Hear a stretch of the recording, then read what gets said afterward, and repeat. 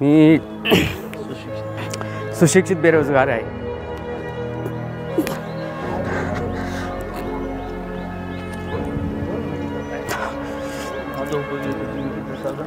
माझं उपजीविकेचे साधन आहे, त्याच्यावर माझं कुटुंब चालतं आहे।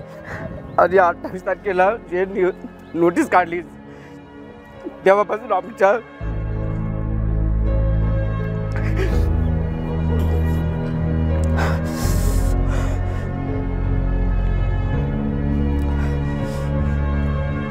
मी या ठिकाणी 72च्या दुष्काळापासून मी इथं पोट भरायला आलेलो आहे। आणि मी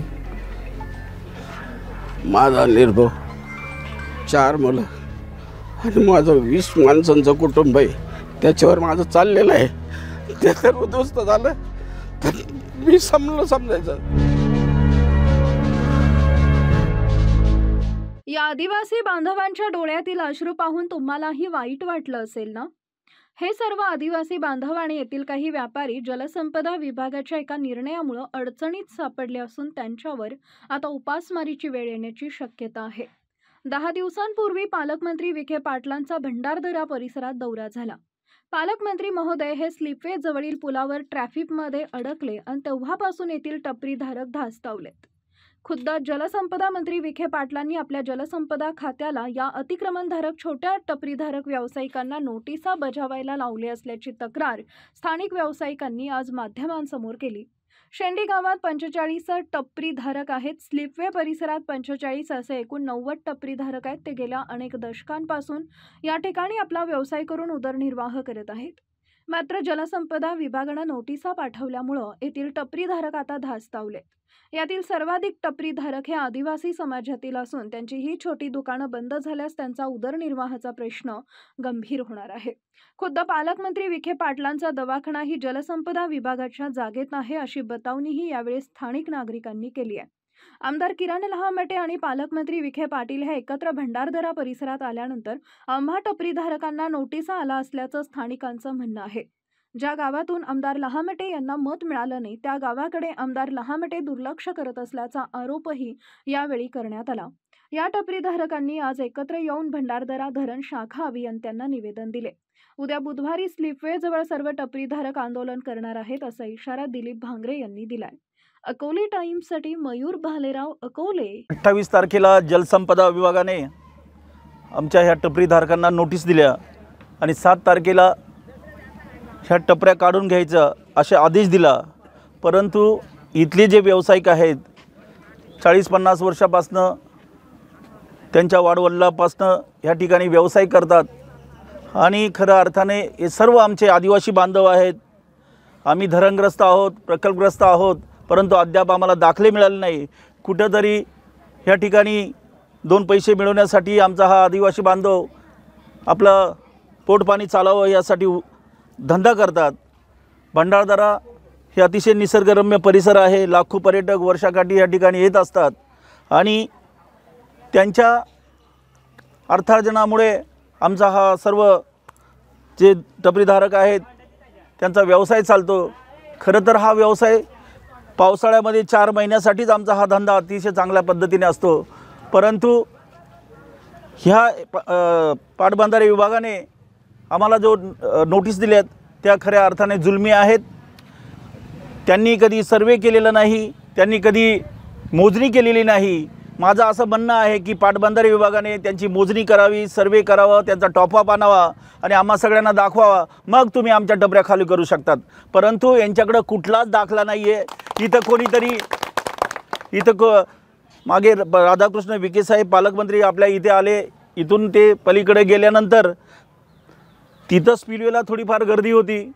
गर्दी या अर्थाने की लोक इकडे तिकडे गाड्या लावतात, शिस्तबद्ध गाड्या लावल्या, पोलीस डिपार्टमेंट राहिलं तर अतिशय गर्दी होणार नाही। आणि तिथं कोणीतरी सांगितलं की ह्या टपऱ्या तिकडच्या स्पिलवेच्या काढायच्या। परंतु माझं असं म्हणणं आहे की तुम्ही तुमची यंत्रणा लावा, तुमचे इरिगेशन डिपार्टमेंटचे सर्व कर्मचारी लावा। 2 दिवस जर त्यांना काम दिलं तर आमच्या हे टपरीधारक उठणार नाहीत। जे भंडारदऱ्याची व्यथा आहे, कुठेतरी त्यांनी सांगितलं की भंडारदऱ्याची काढा, कोणीतरी सांगितलं तिथं, मग शेंडीचं का नाही काढायचं? आणि म्हणून ह्या चुकीच्या पद्धतीने कोणीतरी कर्मचारी असेल, कोणीतरी अधिकारी असेल, कारण इथे येणारे कर्मचारी पाटील 3 वर्षांनी येता निघून जाता, पण इथले जे स्थानिक कर्मचारी असतील, कोणी अधिकारी असेल, यांनी चुकीच्या पद्धतीने सांगितलं आहे, परंतु ही चुकीची पद्धत अतिशय चुकीची आहे. मला विनंती करायची पालकमंत्र्यांना की आम्ही सर्व आदिवासी बांधव गरजू गरीब आहोत. ह्या टपऱ्यावरती आमचा उदरनिर्वाह चालतो आणि 4 महिन्यामध्ये आमचे धंदे होतात. माझी अशी विनंती असेल पालकमंत्र्यांना की आपण आमचा विचार करून आमच्या ह्या सर्व बांधवांना त्यांची ती नोटीस मागे घ्यावी. इरिगेशन डिपार्टमेंटने त्यांचा मोजणी करावी. मोजणी केल्यानंतर आपल्याला समजेल, कारण आमचे चुलते एकनाथराव भांगरे यांच्या नावे 62चा सर्वे नंबर आहे. हा 48चा सर्वे नंबर आहे, इरिगेशन आहे आमच्यामध्ये आहे, परंतु ह्या डिपार्टमेंटने मोजणी न करता आमच्यावरती जाणीवपूर्वक अतिक्रमण केलं आहे असं दाखवतात. म्हणून माझं असं म्हणणं आहे, तुम्ही आधी मोजणी करा, त्यानंतरच हे टपऱ्या काढा अशी मी आपल्या सर्वांना विनंती करतो. त्यानंतर जर यांनी आपल्याला टपरी काढण्याचं हे केलं, आम्ही 6 तारखेला स्पिलवेपाशी आंदोलन करणार आहोत. भंडारदऱ्याचे आमचे सर्व टपरीधारक, शेंडीचे सर्व टपरीधारक त्या ठिकाणी आम्ही आंदोलन करू आणि आम्हाला योग्य न्याय मिळू हीच आपल्या सर्वांच्या समोर मी शासनाला निर्देश देतो. 8 दिवसापूर्वी आपल्या राज्याचे महसूल मंत्री बावनकुळे साहेबांनी डिक्लेअर केलं की जी व्यक्ती शासकीय जागेमध्ये 11 वर्ष निवास करत असेल ती जागा त्यांच्या मालकीची होईल असा हा GR येणार आहे. परंतु तो GR येण्यापूर्वीच ह्या पाटबंधारे विभागाने आम्हाला नोटीस दिलेल्या आहेत. माझं असं म्हणणं आहे की आपण त्या नोटिसा मागे घ्याव्यात आणि खऱ्या अर्थाने GR आल्यानंतरच आपण निर्णय घ्यावा अशी पाटबंधारे विभागाला आम्ही सर्व ग्रामस्थ विनंती करतो. मी या ठिकाणी 72च्या दुष्काळापासून मी इथं पोट भरायला आलेलो आहे आणि मी माझा निर्भव 4 मुलं आणि माझं 20 माणसांचं कुटुंब आहे, त्याच्यावर माझं चाललेलं आहे.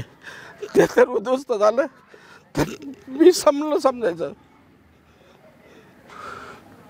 ही माझी विनंती आहे. विभागाने ज्या नोटिसा दिल्यात, काय वाटतं आता तुम्हाला? हे नको आहे आम्हाला, हे काहीच नको आहे. हे आमचं आम्हाला राहू द्या, याच्यात आमचं निर्माण होतो. तुमचं कसलं दुकान आहे? बेळीचं दुकान आहे. किती वर्षापासून? ते 72च्या दुष्काळापासून मी इथं पोट भरतो, त्याच्यावर थोडीशी टपरी टाकली, त्याच्यावर मी माझं सर्व चाललेलं आहे. शासनाने इकडे म्हणतं अतिक्रमण कायम करायचे, त्यांच्या नावावर करून द्यायचं, आणि जर तुम्हाला जर आता अशा नोटीस येत आहे तर मग कुठंतरी तुमच्या पोटावर पाय दिल्यासारखं असं वाटतंय का? हो, आमच्या पोटावर पाय दिल्यासारखं वाटतं. म्हणजे आमचा निर्वाहच होणार नाही, आम्हाला गाव सोडून जावं लागेल. आणि बोला. एकनाथ गोपाळ भांगरे. काय सांगाल आता, ही तुमच्यावर परिस्थिती ओढवलेली आहे? हा, ही जमीन पहिली आमचे 51-52 पासून आमच्या मालकीची सगळी. हा, आता हे ज्या नोटीस आल्या, या नोटीसकडे तुम्ही कसं बघता? हे नोटिसा म्हणजे मग या चुकीच्याच आहेत. सर्वे नंबर आमचा हा 48 पार इथपर्यंत आहे. हे आमच्याच जागेत ते सगळं इरिगेशन आहे, अमुक तमुक. हे आपले बंगले 2nd क्लास हे. तरी पण जलसंपदा विभागाने कशी नोटीस दिली? तुम्हाला लोकांना विश्वासात घेतलं नाही का? नाही. मला जलसंपदा कार्यालयाने अतिक्रमणाबाबत नोटीस दिली आहे. आम्ही साधारण 30-40 वर्षापासून येथे व्यवसाय करत आहोत. शेंडी हे साधारण 40 गाव डांगांचं एकमेव बाजारपेठ आहे. इथं या टपरीवरच आमचं सगळं उदरनिर्वाह आहे.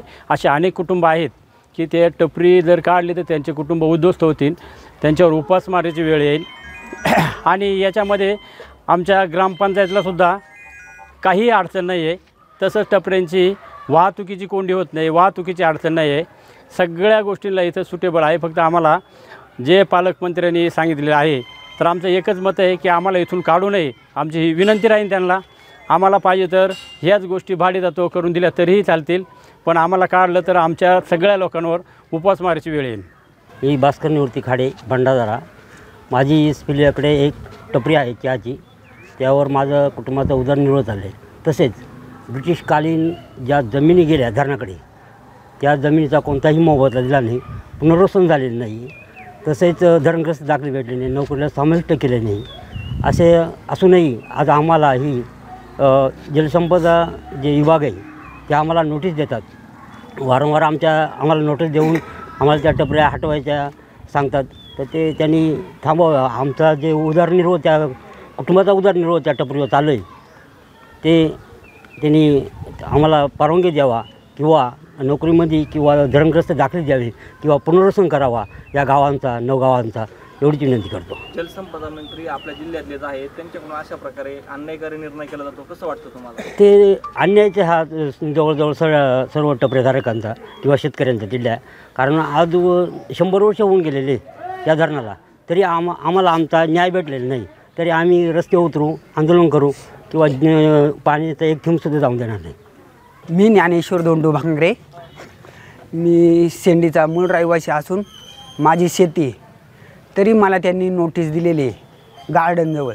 आता माझं अतिक्रमण नसूनसुद्धा त्यांनी माझे 41 सर्व्हिस नंबर माझं घर आहे, तरी त्यांनी नोटीस दिली, माझी मोजणी झालेली आहे. मी ज्ञानेश्वर धोंडू भांगरे, मी शेंडीचा मूळ रहिवासी असून माझी शेती, तरी मला त्यांनी नोटीस दिलेली आहे गार्डनजवळ.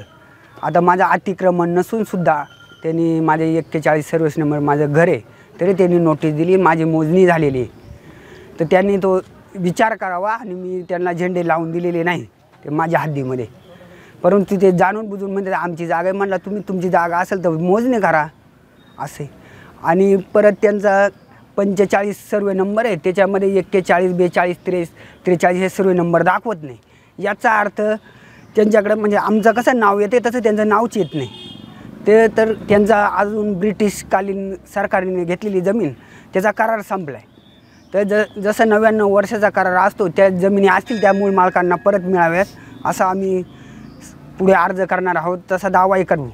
माझं नाव बुधा पाटील इदे मुतखेल. आत्ता बरेचशा टपरीधारकांनी आणि त्यांच्या समस्या मांडल्या.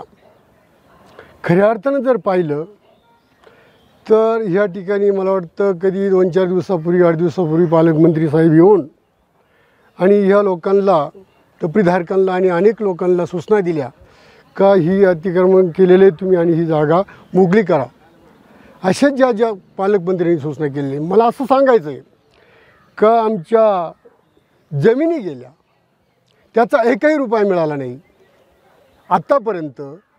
आणि त्याच्यातून आमचे कुठेतरी छोटे मोठे व्यावसायिक आदिवासी लोक आणि काही व्यापारी आहेत, तेही कुठेतरी धंदा करतात, टपऱ्या टाकतात आणि त्या उठवायच्या, त्यांना उद्ध्वस्त करायचं, त्यांचं कुटुंब उद्ध्वस्त करायचं आणि आमच्या पाण्यावर खालचे लोक माजायचे, खालच्या लोकांचा ऊस पिकायचा, कारखाने चालायचे आणि आम्ही बाकी आमच्या टपऱ्या उद्ध्वस्त करायच्या.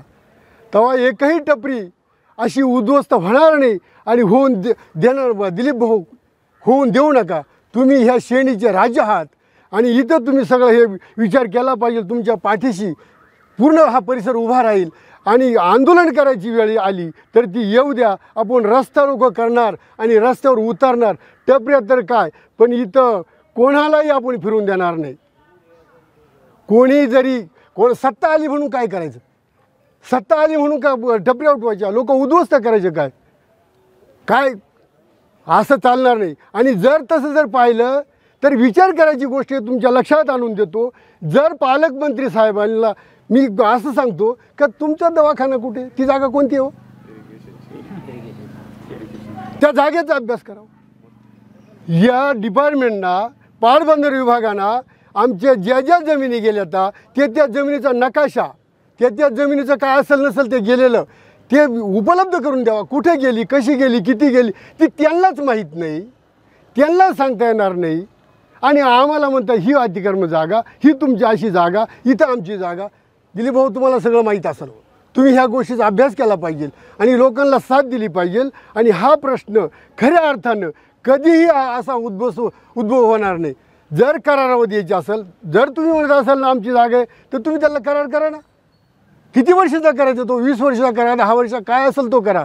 अशा करारावर त्या लोकांना व्यवसाय करायला दिली पाहिजे. आणि कोणी मच्छीमार असो का कुठला टपरीधारक असो का व्यावसायिक बाहेरचा असो, त्याला उठवता येणार नाही आणि उठवून देता येणार नाही. आणि या तालुक्याच्या आमदार साहेबांनी खऱ्या अर्थानं इकडे लक्ष घातलं पाहिजे. आणि मी आमदार साहेबाला विनंती करतो की तुम्ही मताचा विषय घेऊ नका. माझा कार्यकर्ता छोटासा जर गेला तर त्या कार्यकर्त्याला म्हणू नका का किती मतं दिली. हा प्रश्न कशाचा आहे? हा प्रश्न लोकांच्या पोट पाण्याचा आहे. मतं मिळणार आहेत, मतं देणारे जनता आहे आणि तालुका तो कुठेतरी कोणाला तरी देणार. आज एकच उमेदवार नसतो, 4-2 असतात, प्रत्येकाचा कोणीतरी जवळीक असतो. तेव्हा तो विचार त्यांनी, ही कल्पना त्यांनी सोडावा, ही मी आमदार साहेबाला विनंती करणार आहे. आणि याच ठिकाणी माझे 2 शब्द थांबवतो. मी बाळासाहेब सुरेश गायकवाड, राहणार शेंडी. माझा इथं सलूनचा थोडासा व्यवसाय आहे. मी 30 ते 40 वर्षापासून इथं व्यवसाय करतो आहे. आणि इरिगेशन डिपार्टमेंटने आम्हाला नोटिसा दिल्या आहेत आणि त्याच्यामुळं आमच्या घबराटीचं वातावरण निर्माण झालेलं आहे. आम्ही इरिगेशनला विनंती करतो आणि निवेदन दिलं आहे त्यांना, तर त्यांनी याचा सहानुभूतीपूर्वक विचार करावा. आणि या आमच्या जमिनी धरणात गेल्या, आम्हाला धरणग्रस्ताचा दाखला नाही, कुठलं काही भेटलेलं नाही, त्याचा मोबदला कुठला दिला गेलेला नाही. याच्यावर आमचा उदरनिर्वाह चालतो या व्यवसायावर.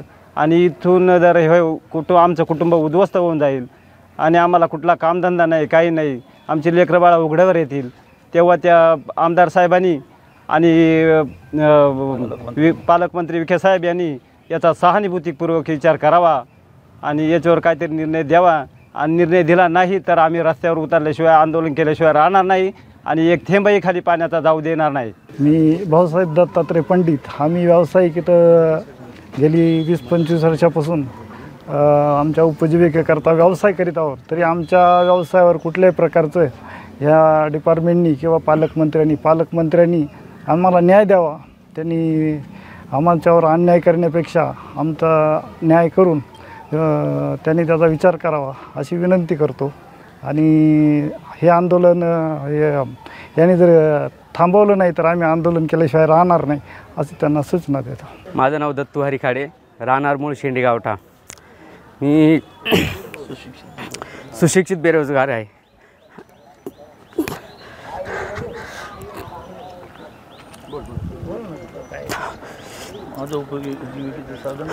माझं उपजीविकेचे साधन आहे, त्याच्यावर माझं कुटुंब चालतं आहे.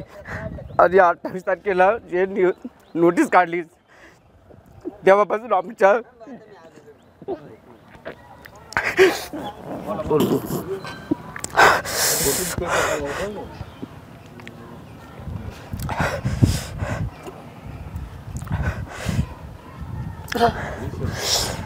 आम्ही आमच्या जीवाचं असं जागेवर स्थिर नाही आम्ही.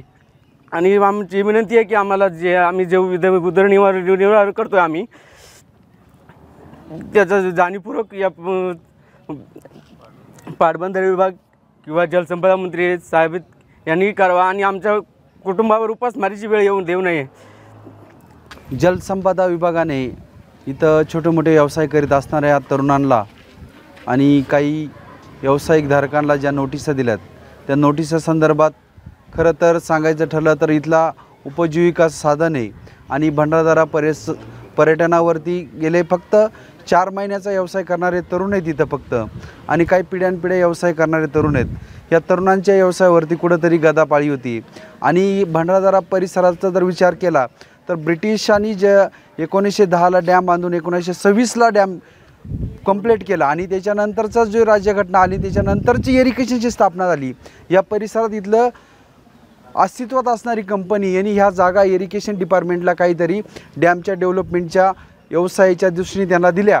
परंतु ज्या जागा आहे त्या हस्तांतरित केलेल्या जागा त्या परत त्या शेतकऱ्यांना परत मिळावा हा एक महत्त्वाचा मुद्दा आहे. परंतु राज्य सरकार कुठंतरी याच्याकडे लक्ष दिलं पाहिजे. ह्या अहिल्यानगरचे पालकमंत्री राधाकृष्ण विखे पाटील, खरं तर राधाकृष्ण विखे पाटील यांना पालकमंत्री शब्दाचा अर्थ कळाला नसेल. पालक जो असतो तो खरं तर आपल्या जिल्ह्यातल्या लोकांना विस्थापित होऊन देत नाही. खरं तर तो विस्थापित होऊन देण्याचं काम खरं पालकमंत्र्यांचं होतं. याच्यात तर दुसरा एक महत्त्वाचा मुद्दा आहे, या तालुक्यात कुठंतरी लोकप्रतिनिधीचे अभाव दिसून राहिला आहे. या तालुक्यात सक्षम नेतृत्व नाही. खरं तर मला वाटतं पालकमंत्र्यांना या तालुक्याचे लोकप्रतिनिधी इथं घेऊन आले आणि त्याच्यानंतर या भंडारदरा परिसराला उठाण कळा लागली. खरं तर आम्हाला लोकांना प्रश्न पडला आहे याच्या पाठीमागे कुठंतरी लोकप्रतिनिधीचा या तालुक्यातल्या आमदारांचा कुठंतरी हातपाय दिसतो आहे आम्हाला. याच्यातून खरं तर लोकांना विस्थापित करण्याची महत्त्वाची भूमिका पार पडते. खरं तर येत्या काही दिवसांमध्ये या परिसरातल्या लोकांना आम्ही न्याय देऊ आणि येणाऱ्या काळामध्ये निश्चितप्रमाणे या परिसरातील संपूर्ण परिसरातले लोक एकत्र येऊ आणि ह्या धरणाचा एकसुद्धा पाण्याचा थेंब आम्ही खाली जाऊन देणार नाही, ही भूमिका आमची सर्वांची असणार आहे. येणाऱ्या काळामध्ये खरं तर आमदार महोदय काल इथं कॅम्प होता, कॅम्पला आम्ही त्यांची वाट पाहत होतो, त्यांना आम्ही निवेदन देणार होतं, परंतु आमदार महोदय इकडे फिरकलेसुद्धा नाही. का फिरकले नसावी हा देखील प्रश्न निर्माण होतो आहे. त्यांना माहिती आहे भंडारदरा परिसरातले तरुण आता पेटून उठला आहे आणि यांना निश्चितप्रमाणे आम्हाला न्याय मिळाल्याशिवाय आम्ही थांबणार नाही, ही आमची खरं भूमिका असणार आहे. येणाऱ्या निश्चितक्रमाने राज्य सरकारने माननीय यांनी आमच्याकडे लक्ष द्यावं अशी मी विनंती करतो आणि या ठिकाणी थांबतो. मी गोविंद देवजी रावळ शेंडी, माझं टपरी 72 सालापासून आहे आणि आता या नोटिसा दिल्यापासून आम्हाला फार चिंता वाटते की आता धंदा पाण्याचं पोट पाण्याचं कसं होईल. तरी आमदार साहेबांना विनंती आहे आणि पालकमंत्र्याला सुद्धा विनंती आहे की बसा आमच्यावर अशी उपासमारीची वेळ आणू नका आणि आम्हाला सहकार्य करा आणि सगळं टपरीवर जे त्याच्यावर अशी कारवाई होऊ नये. मी या गावामध्ये शाळेपासून तर आजपर्यंत म्हणजे आता माझं 48 वय चालू आहे, तेव्हापासून मी या गावामध्ये एक टपरीमध्ये काम करतो. तर या टपऱ्यांवर अशी उपासमारीची वेळ किंवा टपऱ्या काढू नये अशी मी विनंती करतो शासनाला. प्रथमतः आमचे प्रतिनिधी डॉक्टर किरण लामटे साहेब यांना माझी एक विनंती आहे, मला विश्वास आहे त्यांच्यावर का ते हे टपऱ्या काढणार नाही, ही माझा विश्वास आहे पूर्णपणे. तरी बी माझं जलसंपदा विभागाला एक विनंती अशी आहे का आमच्यावर अशी उपासमारीची वेळ येऊन देऊ नये, ही माझी विनंती आहे. आणि त्याच्यानंतर समजा सपोज शासनाने आमच्यावर कारवाई केली तर आम्ही रस्त्यावर उतरू, चाकबंद आंदोलन करू आणि एवढं बोलून मी माझे 2 शब्द संपवतो. साई दृष्टी नेत्रसेवा चष्माघर अकोले शहरातील सर्व अत्याधुनिक सुविधा उपलब्ध असलेले एकमेव अद्ययावत शोरूम म्हणजेच साई दृष्टी नेत्रसेवा चष्माघर. आमच्याकडे Titan, Fastrack, Puma, Oakley, Velocity, CK, Ray Ban, ID, Vogue, Police, Stepper, Scott, Carrera, Tommy Hilfiger, Killer, Crizal, Zeiss, Prime, Bronzer, Yash, Bausch and Lomb, Johnson and Johnson, Alcon आदी कंपन्यांच्या फ्रेम्स, सनग्लासेस, लेन्सेस व contact lenses योग्य दरात उपलब्ध. तसेच Titan company लेन्सेसचे एकमेव अधिकृत विक्रेते.